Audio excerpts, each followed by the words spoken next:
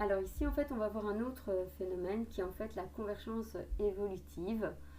Donc en fait, qu'est-ce qui va se passer? Ici, on vous présente trois taupes différentes. Donc ici, on va avoir la taupe européenne, donc ce sont les taupes qu'on retrouve dans nos jardins, la taupe australienne et la taupe dorée que l'on retrouve en Afrique. Qu'est-ce qu'on constate? Pourquoi est-ce qu'on les a appelées taupes?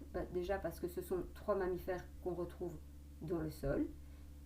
Ces trois espèces sont aveugles. On voit que les griffes sont plutôt importantes, ce qui leur permet de creuser des galeries effectivement dans le sol.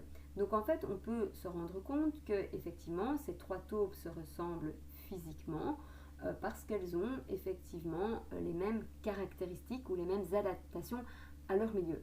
Cependant, en fait, on se rend compte que la taupe australienne, eh bien, la taupe européenne et la taupe dorée sont plutôt très éloignées génétiquement. En effet, la taupe australienne, elle est nettement plus proche, par exemple, des kangourous ou des koalas. En fait, la taupe australienne, c'est vraiment un marsupial, donc rien à voir avec notre taupe européenne. Et ici, on vous montre, ici, par exemple, la taupe dorée. On montre la taupe européenne et on constate quoi? On constate en fait que l'éléphant génétiquement, donc ici on parle bien de génétiquement, en fait partage plus de caractéristiques communes avec la taupe dorée que la taupe dorée ne présente de caractéristiques proches de la taupe européenne. Donc ce qui peut paraître vraiment incroyable. Donc effectivement, on voit que l'aspect extérieur est très similaire pour s'adapter à ce milieu, mais la configuration interne, elle, ne se ressemble pas. Donc, ces trois êtres vivants, on est bien d'accord, ils portent le nombre de taupes.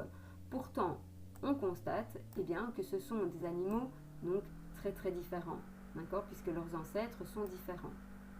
La taupe australienne, c'est un marsupial, et la taupe dorée, elle est bien plus proche de l'éléphant que de notre taupe européenne. Donc c'est ce qu'ils disent, leur ressemblance extérieure montre que l'évolution a choisi des voies similaires dans ces différents milieux, et donc il y a convergence évolutive.